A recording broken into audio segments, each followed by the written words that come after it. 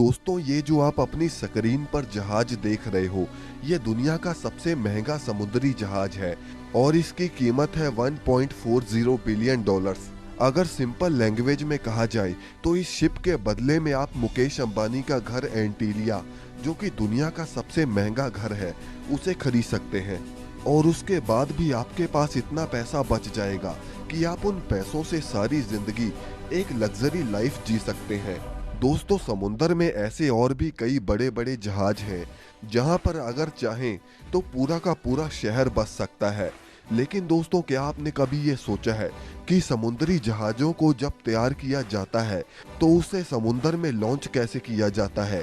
और मान लो कि अगर बीच समुंदर में बड़ा सा जहाज खराब हो जाए तो क्या होगा? आज की इस वीडियो में आपको इन सभी सवालों के जवाब मिल जाएंगे। बस आप वीडियो को एंड तक देखिएगा। और अगर अभी तक आपने इस चैनल को सब्सक्राइब नहीं किया तो इसे सब्सक्राइब करके अपना काम जरूर पूरा कर दें।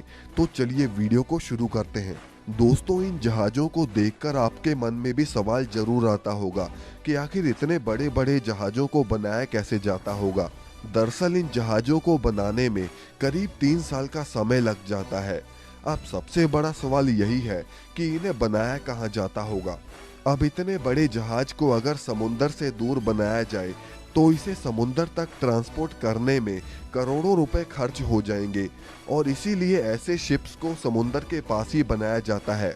अब इसके लिए किनारे पर जहाज से बड़ा एक स्पेस बनाया जाता है जहां पर वो पूरी जहाज बनाने के लिए मैन्युफैक्चरिंग प्लांट को बना सकें। अब उस जगह से सारे पानी को निकालकर उस पानी वाली जगह को ठोस बना दिया जाता है और वहीं पर सारी मशीन्स और वर्कर शिप्स को बनाने का काम शुरू करते हैं और वहीं पर खड़ा किया जाता है कई मंजिला शानदार जहाज। दोस्तों, शिप में हमेशा ब्रॉन्ज धातु का प्रोपेलर लगाया जाता है और हमेशा प्रोपेलर्स की गिनती एक से ज़्यादा ही होती है, क्योंकि जितनी तेज प्रोपेलर घूमेंगे जहाज उतनी ही तेजी से चलेगा। और सिर्फ ब्रॉन्ज मेटल इसलिए यूज किया जाता है कि ब्रॉन्ज धातु कभी खारे पानी में जंग नहीं पकड़ता। दोस्तों, अब जहाज बनकर तैयार हो गया, लेकिन सवाल ये आता है कि इतने बड़े शिप को पानी में कैसे उतारा जाता है। वैसे शिप लॉन्चिंग के समय अगर जरा सी भी गलती हुई तो करोड़ों रुपए का नुकसान हो जाता है। जहाजों को पानी में उतारने के लिए वैसे 4 टेक्निक्स का इस्तेमाल किया जाता है, जिनमें से सबसे पहली है फ्लोटिंग आउट टाइप लॉन्चिंग। दोस्तों, फ्लोटिंग आउट लॉन्चिंग में जिस जगह को समुंदर किनारे जहाज बनाने के लिए खाली किया गया था उसे दोबारा पानी से भर दिया जाता है और उसे समुंदर के पानी से मिलाकर जहाज को धीरे धीरे पानी में लाया जाता है। अब नंबर 2 पर है ग्रेविटेशनल टाइप लॉन्चिंग। इस तरह की लॉन्चिंग में जहाज को समुंदर किनारे लाकर ट्रेन की पटरी जैसे स्ट्रक्चर पर सेट किया जाता है और सबसे पहले स्ट्रक्चर पर ऑयलिंग और ग्रीसिंग करी जाती है ताकि फ्रिक्शन को कम किया जा सके और जहाज आसानी से पानी में चला जाए। अब इसे ग्रेविटेशनल इसलिए कहा जाता है कि जब जहाज को स्ट्रक्चर पर रखा जाता है तो उसके बाद का काम ग्रेविटी खुद करती है। अब दोस्तों, नंबर 3 पर है एयर बैग लॉन्चिंग। दोस्तों, ये शिप लॉन्चिंग का सबसे सिंपल तरीका है।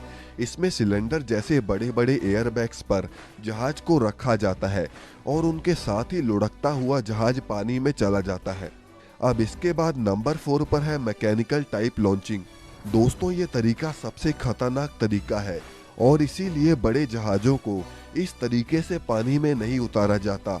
इस तरीके में ट्रक या क्रेन की मदद से शिप को उठाकर पानी में रखा जाता है, जो कि काफ़ी रिस्की काम भी है और इसीलिए इस तरीके से बस छोटे मोटे जहाज ही पानी में रखे जाते हैं।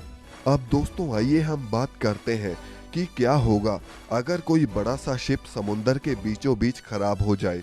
दोस्तों, अगर ऐसा होता है तो शिप पानी के बहाव के साथ बहना शुरू कर देगी।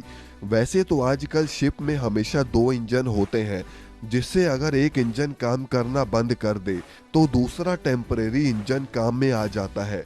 और मान लो कि अगर दोनों ही इंजन खराब हो जाए तो फिर शिप में हमेशा एक इंजीनियर होता है और उसके पास हमेशा एक्स्ट्रा पार्ट्स होते हैं जिन्हें वो इमरजेंसी के समय इस्तेमाल करके ठीक कर सकता है। अब अगर मान लो कि शिप में वो जरूरी पार्ट ना भी हो, फिर शिप वालों को एक टग बोट अरेंज करनी पड़ती है जिससे वो टग बोट उस खराब शिप को खींचकर किसी नज़दीक के पोर्ट तक ले जाते हैं। तो दोस्तों ये था आज का वीडियो। वैसे अगर आपको मौका मिले तो आप एरोप्लेन से ट्रैवलिंग करना पसंद करेंगे या फिर शिप से, हमें कमेंट में ज़रूर बताएं। और इस वीडियो से अगर आपने कुछ नया जाना हो तो इसे लाइक करके चैनल को सब्सक्राइब करना ना भूलें।